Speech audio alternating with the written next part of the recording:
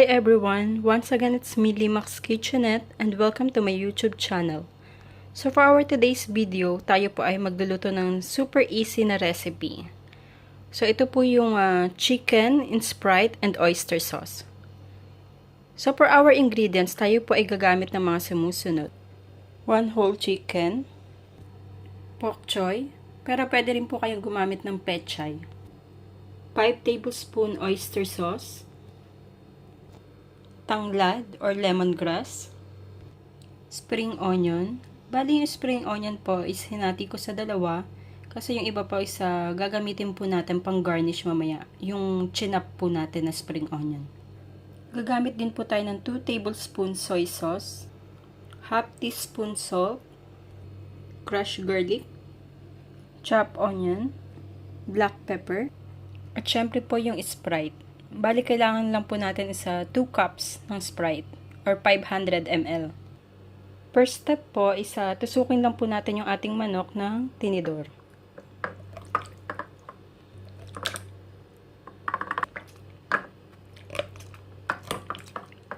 So, kaya po natin tinutusok is para po pumasok po yung lasa dun po sa loob ng karne. So, after po natin siyang tusukin ng tinidor, papahiran lang po natin ng asin yung loob ng manok. So, after po natin mapahiran ng asin yung loob ng katawan ng manok, lalagyan na po natin yung mga palaman niya sa loob. Ito po yung spring onion. Then yung tanglad po.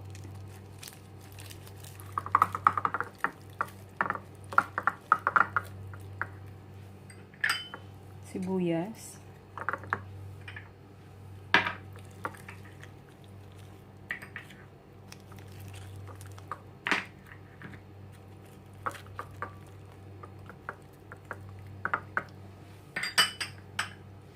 Then, yung bawang.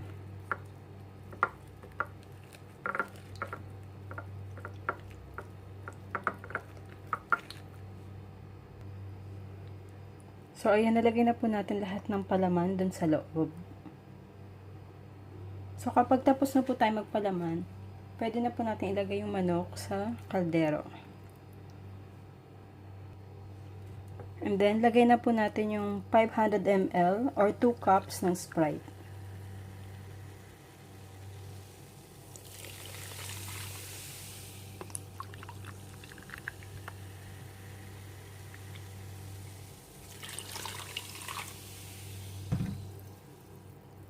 And then, lagay na rin po natin yung soy sauce.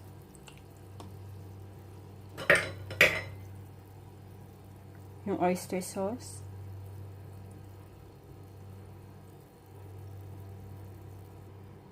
And then, yung pong black pepper.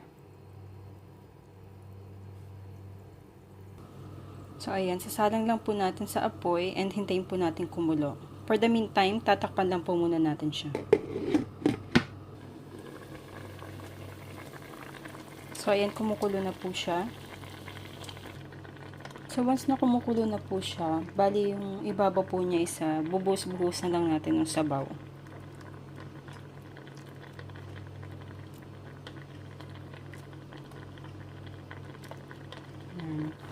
So, ayan, kapag kumukulo na po siya, bali ang gagawin lang po natin is paliliguan po natin yung ibabaw niya from time to time ng sabaw. So, after po natin siya mapaliguan ng sabaw, balik ta rin yung manok. Gagamit lang po tayo ng tong. Ayan, para mapantay po yung luto niya. So, kapag nabaliktad na po natin siya, tatakpan po muna natin siya for like 5 minutes.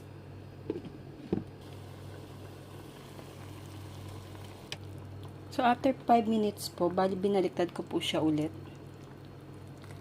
Then, same procedure po, papaliguan lang po natin siya ulit ng sabaw. And then, takpan po natin ulit, but in low fire na. So, ayan, bali isa-simmer lang po natin siya hanggang sa medyo lumapot po yung sabaw. So, kapag medyo malapot na po yung sabaw, pwede na po natin ilagay yung ating pork choy o yung pechay. So, hintayin lang po natin na medyo maluto yung ating mga gulay. Then, after that, pwede na po natin patayin yung apoy. pwede na po natin siya i-transfer sa ating serving plate. Ayan, so na-transfer na po natin siya sa serving plate. Then, lagay na po natin yung bok choy.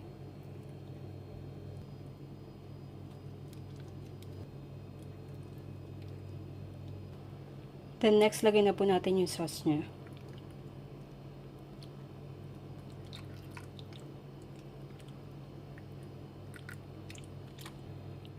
Then, mag-sprinkle lang po tayo ng spring onion.